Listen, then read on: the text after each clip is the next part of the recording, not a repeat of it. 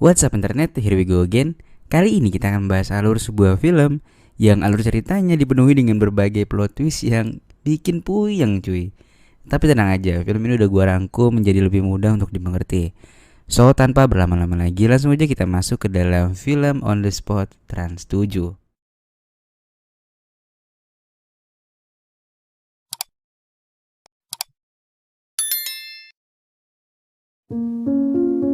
Film dimulai dengan menampilkan seorang pemuda bernama Harry yang sedang berkendara melewati padang pasir yang begitu terik. Lalu dia pun tiba di sebuah kota kecil dan melipir ke sebuah bar. Setelahnya dia pun keluar dari bar itu dan mendapati showroom mobil bekas yang ada di sekitar sana sedang mencari karyawan di bagian penjualan cuy. Harry yang pengangguran pun langsung merapat ke showroom itu.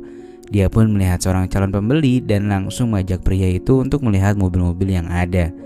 Tanpa sadar, pemilik showroom itu ternyata memperhatikan Harry dari dalam kantornya. Bosnya pun kebingungan dan bertanya-tanya siapa orang soto yang bertingkah seenak jidat, padahal kenal aja kagak ya kan. Hingga singkat cerita, pria calon pembeli mobil itu pun terbuai dengan tawaran Harry. Dan Harry akhirnya berhasil menjual mobil itu. Harry pun akhirnya mendapatkan pekerjaan tanpa orang dalam cuy. Esoknya Harry pun kembali untuk datang bekerja. Setibanya di dalam, bosnya langsung meminta bantuan kepada Harry untuk menagih seseorang yang selalu telat membayar cicilan. Dan rencananya Harry akan pergi bersama seorang karyawan lainnya yang bernama Gloria. Namun Harry menolak dan merasa bahwa menagih utang bukanlah keahliannya. Sampai ketika Gloria yang tampangnya sangat lugu dan cantik itu tiba, Harry pun langsung terkesima melihatnya. Rupanya Gloria sangat cantik di mata Harry. Dan Harry ujung-ujungnya mau nemenin Gloria untuk nagih utang tanpa disuruh cuy. Emang dasar laki-laki ya, ngeliat yang cakep dikit langsung gercep dah. Singkat cerita, mereka pun tiba di rumah Frank. Dan terlihat rumah Frank yang kosong melompong, tak ada orang sama sekali di sana. Gloria pun berinisiatif untuk memeriksa Frank di belakang rumah. Tak berselang lama, Gloria pun kembali dan berkata bahwa dia sudah berhasil menagih hutangnya. Namun di saat yang sama ternyata Frank baru saja tiba di rumahnya. Dan Gloria kegep bohongin Harry. Dalam perjalanan pulang, Harry langsung bertanya apa yang sebenarnya terjadi di antara mereka. Namun Gloria tak mau menjawab pertanyaan itu. Hanya saja dia mengakui bahwa dia membohongi Harry soal tagihan itu. Harry yang gak mau ikut campur pun akhirnya kembali melanjutkan perjalanan dan menuju ke showroom milik George. Setibanya di kantor, Harry pun mampir ke sebuah bank yang ada di persimpangan jalan itu. Namun tak ada seorang pun di sana. Hingga akhirnya Harry bertemu dengan pemilik bank yang sedang berada di kamar mandi. Pemilik bank itu berkata bahwa karyawannya sedang membantu memadamkan api yang ada di ladang jagung. Dan letaknya tak jauh dari sana, sehingga bank mereka sangat sepi. Lalu Harry pun menyampaikan keinginannya yang akan membuka rekening baru. Sore harinya, ketika Harry sedang menyuci mobil, showroom mereka kedatangan seorang wanita cantik yang ternyata dia merupakan istrinya George yang bernama Dolly. Dolly bertanya mengenai keberadaan suaminya. Harry pun menjawab bahwa George sedang pergi untuk membeli burger. Karena sedang tak ada di sana, Dolly pun langsung mengajak Harry untuk pergi ke ruko miliknya. Karena dia butuh bantuan untuk memindahkan beberapa barang yang ada di sana cuy. Dari ruko itu, Harry pun melihat bank yang tadi baru saja dia datangi.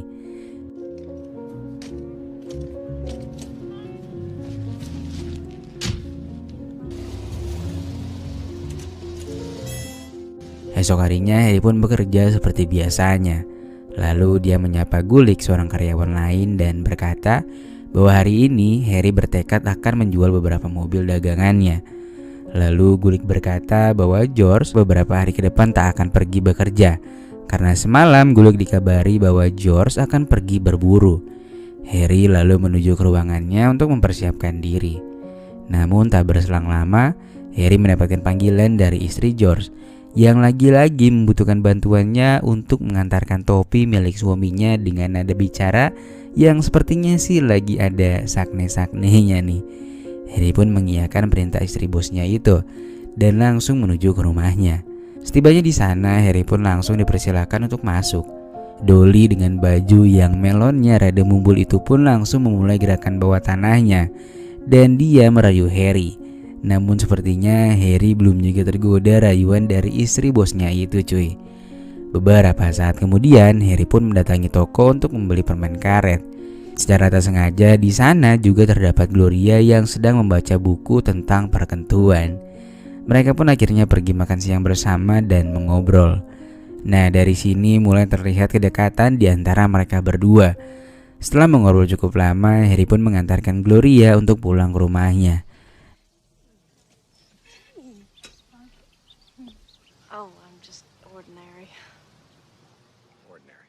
Nah, saat akan pulang ke rumahnya, rupanya Harry tersasar dan gak tahu arah pulang cuy. Dia malah pulang ke rumahnya Dolly.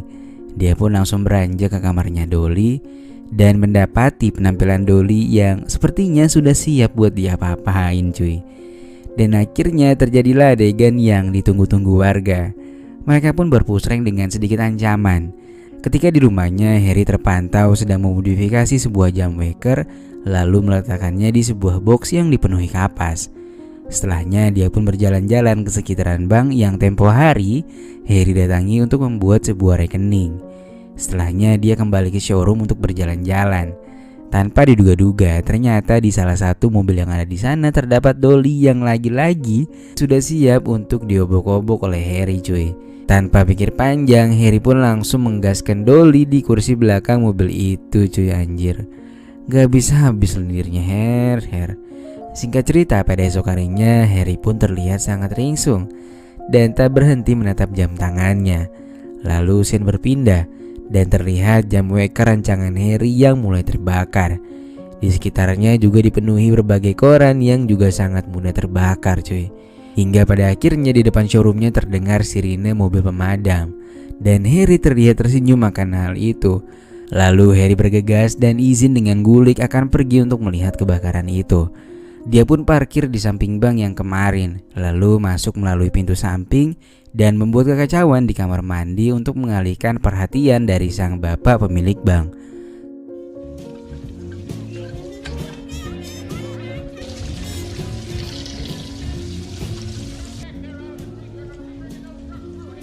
Setelah aman, Harry langsung mengambil semua uang tunai yang ada di sana cuy, lalu mengamankan uangnya. Setelah mengamankan uangnya, dia pun bergabung dan menonton kebakaran itu. Dari bawah, Harry melihat ada seorang pria yang terjebak di sana. Dia pun berniat untuk menyelamatkannya dan dengan sigap Harry pun langsung masuk ke ruko itu lalu menyelamatkan pria itu cuy.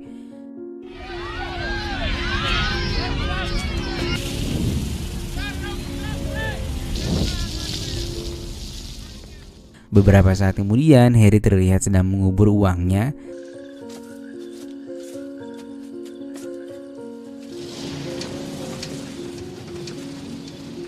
Mumpung hari Minggu, Harry dan Gloria terpantau sedang piknik di hutan. Lalu mereka pun berenang bersama di danau. Di sana mereka juga merayakan ulang tahun Gloria.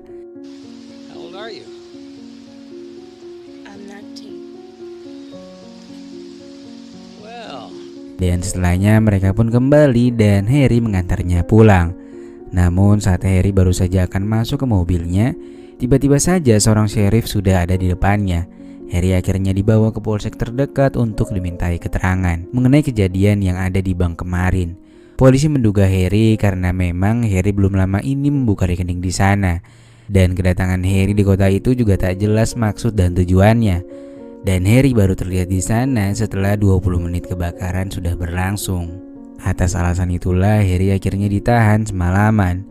Keesokan paginya, kepala polisi yang ada di sana mendapatkan panggilan dari Dolly yang mengatakan bahwa saat menit pertama kebakaran, Harry bersama dengannya menonton kebakaran dari dalam mobil.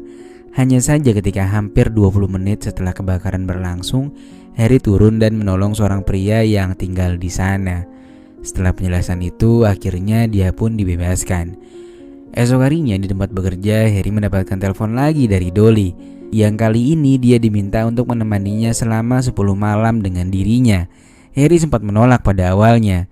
Namun saat Dolly mengingatkan bahwa dialah yang membantu Harry terbebas dari tahanan tadi, Harry pun akhirnya tersadar dan menuruti kemauan Dolly.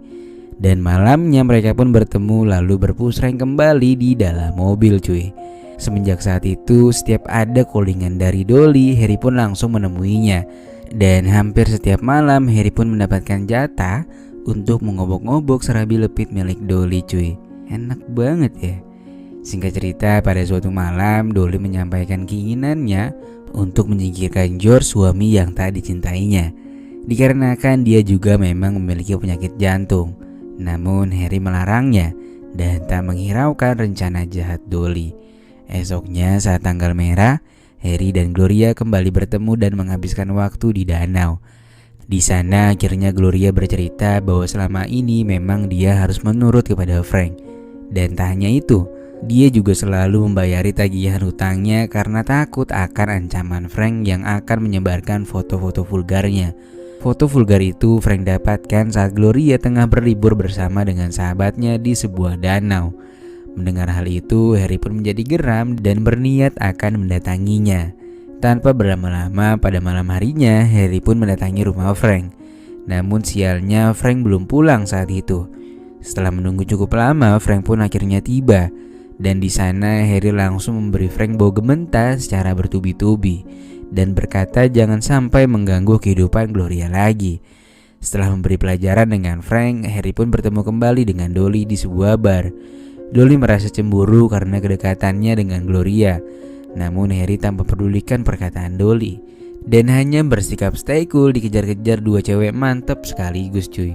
Saat di rumah, Dolly pun mengajak George untuk melakukan perpuseringan duniawi dengan lumayan hardcore. Dan ternyata ada udang di balik bakwan. Rupanya malam itu Dolly berniat untuk si suaminya yang tajir itu, cuy.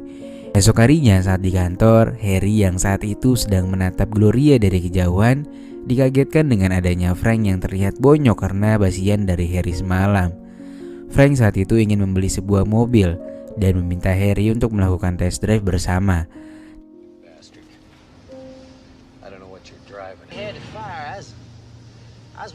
Namun di tengah perjalanan, Frank rupanya tahu bahwa Harry lah dalang di balik perampokan bank kemarin.